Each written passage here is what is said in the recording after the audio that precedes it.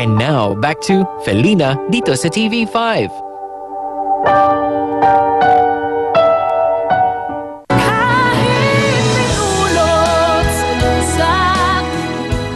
Salamat po. Meron ka raw gustong itanong sa akin, kaya pumuslit ka. Tungkol saan yun, Felina? Nanay Cursiva, hindi ho ba dati kapag may mga tao na nanganganib ang buhay, napapagaling ko sila? Oo. Bakit po ganun hindi ko po mapagaling si Ma'am Celestina? Huwag mo naman ipasan lahat sa iyo, Felina. Pero naawa po ako sa kanya. Alam kong naawa ka, pero iba ang kaso niya, Felina. Ang kailangan niya ay tunay na pagmamahal. Yun lamang ang pwedeng magpagaling sa kanya.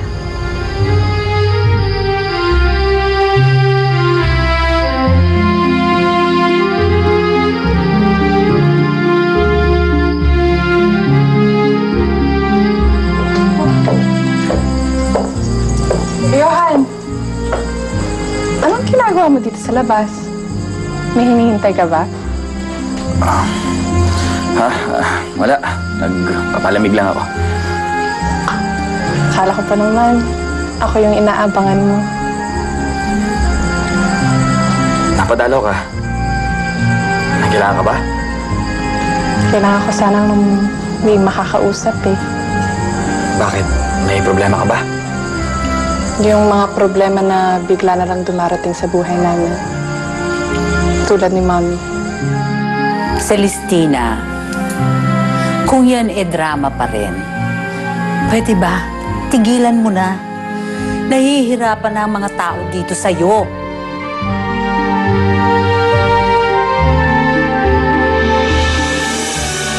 Ay! Kadiri! Greta! Greta, dali! Sa kalagayan ngayon ni Tita Celestina, she needs your attention and your care. Teka, bakit? Siya naman may kasalanan nito. Siya ang nanglalaki. Ano mo yung hindi ko magets? Kung bakit hindi kaya ni Daddy na iwanan si Mami? Dahil mahal na mahal ni Tito Yugo si Tita Celestina.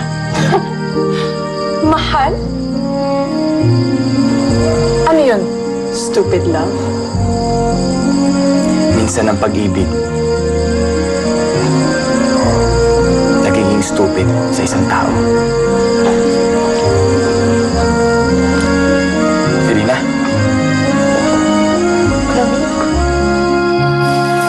Itong lokarit mong alaga, tingnan mo kung anong ginawa! Dali! Celestina, di ba sinabihan naman kita kung gusto mo umihi, magsabi ka.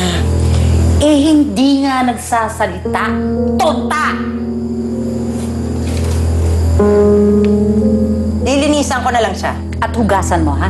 At pagkatapos, lagyan mo ng diaper yung isip bata na yan. Dahil nagkakalat dito sa pamamahay ko, mamaya papanghi dito! Opo. Narinig mo yun, ha? Narinig mo yun? Ako pa ngayon pinapagalitan. Nakakairita ka.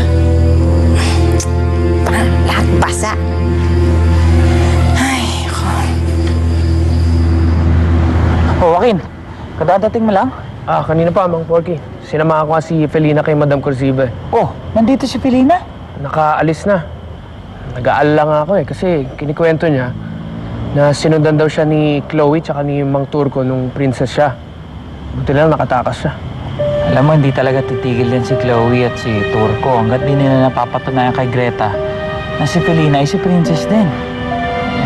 Joaquin, siya nga pala. Tungkol dun sa pagboboxing mo, desidido ka na ba dun? Felina, sandali! Nag-uusap yata kayo eh. Mabuti naman napansin mo.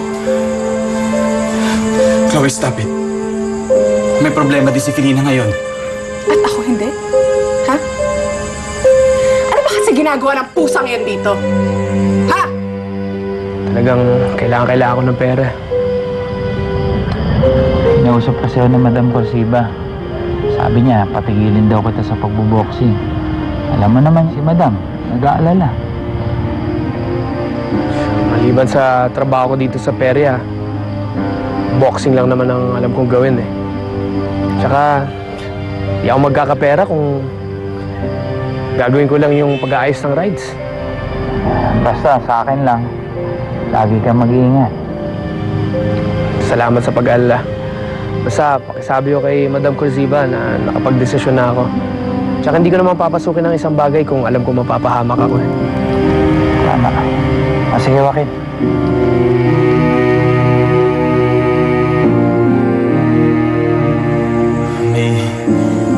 May problema lang kasi sa kanila.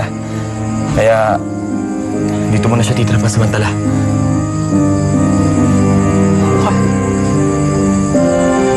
You're letting that cat stay here? Bakit may masama ba? Ginagawa mo na bang zoo tong bahay niyo? Ha? Ano mo ikaw? Talagang nilalagay Chloe, please, tama na! Chloe, please, tama na! Tama na talaga! Chloe, tama na! Chloe, tama na!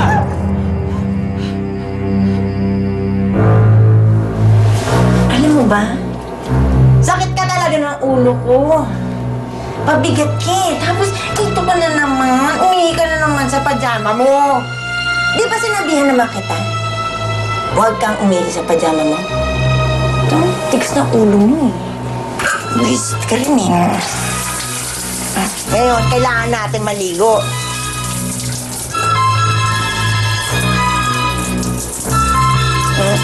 Dahil reaksyon?